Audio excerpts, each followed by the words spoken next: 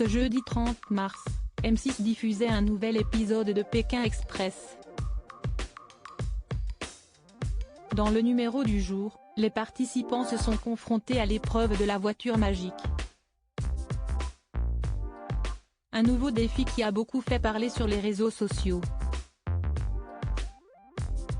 Chaque semaine, les nouveaux épisodes de Pékin Express ne cessent de faire réagir les internautes sur les réseaux sociaux. Ce jeudi 30 mars, les participants faisaient face à une nouvelle épreuve, celle de la voiture magique.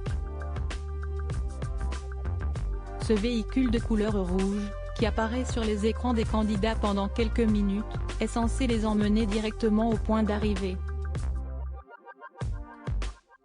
Un avantage considérable qui leur permet d'être premiers dans le classement de la course.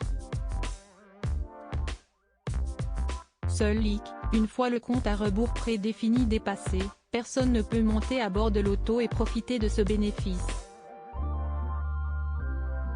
Dans le dernier numéro, Nathalie et NJ figuraient parmi les premières à être véhiculées pour prendre la direction de la voiture magique. Néanmoins, alors que tous les candidats arrivaient à trouver un chauffeur qui les emmenait au point exact du rendez-vous, les inconnus de l'aventure, elles, ont dû finir leur course à pied. Elles ont donc manqué la voiture magique de quelques secondes.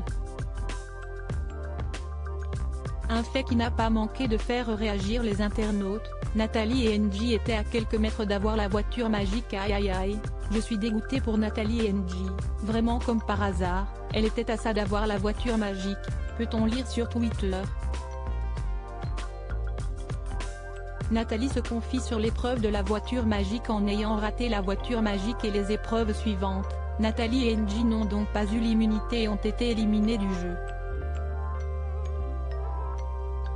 Mais pourquoi n'ont-elles pas été emmenées au point de rendez-vous de la voiture magique à bord du véhicule au sein duquel elles étaient au départ? Nous avons dû descendre de la voiture parce que la personne continuait, mais ce n'était pas la même route.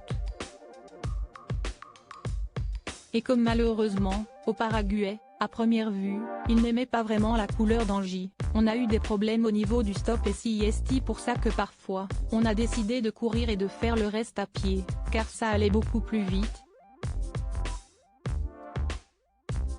C'est ce qui nous a fortement pénalisé sur cette étape, d'ailleurs sur toutes les étapes au Paraguay, c'était un peu compliqué, a expliqué Nathalie sur Instagram.